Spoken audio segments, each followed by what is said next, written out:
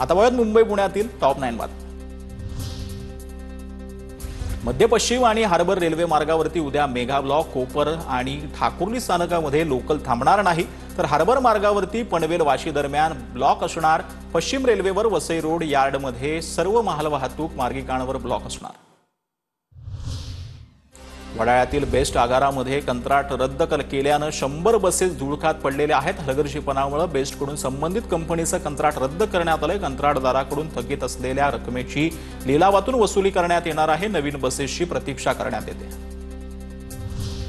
मुंबईतील मोतीलाल नगरचा पुनर्विकास अदानी समूहाकडूनच होणार आहे। रहिवाशांची पुनरावलोकन याचिका उच्च न्यायालयाने फेटाळली। दादरमधील छत्रपती शिवाजी महाराज पार्क ग्राउंडवरती पार्किंगची नवी नियमावली लावण्यात आलेली आहे। नियमावली न पाळल्यास पहिला दंड 500 रुपये तर दुसरा दंड 1,500 रुपये होणार। मंत्रालयामध्ये 1 ऑगस्टपासून डिजिटल प्रवेश अनिवार्य असणार। ऑफलाईन प्रवेश बंद केल्याची सूत्रांची माहिती।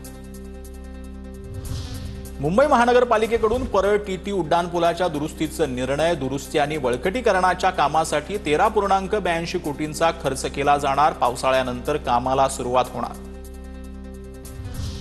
पुण्याच्या मार्केट यार्ड परिसरामध्ये वाहतुकीत बदल। काही मार्गांवर जड अवजड वाहनांना वाहतुकीसाठी 24 तास बंदी राहणार।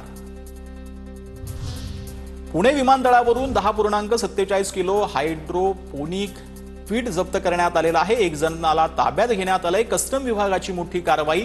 जप्त केलेल्या मादक पदार्थांची बाजारामध्ये 10.5 कोटी रुपये किंमत। पुणे शहरात हातभट्टी दारू विक्री करणाऱ्या 16 जणांवर गुन्हे दाखल। पोलिसांच्या कारवाईमध्ये हातभट्टीची दारू आणि रसायनं नष्ट। कारवाईमध्ये 29 पोलीस अधिकारी आणि 95 पोलीस अंमलदारांचा सहभाग।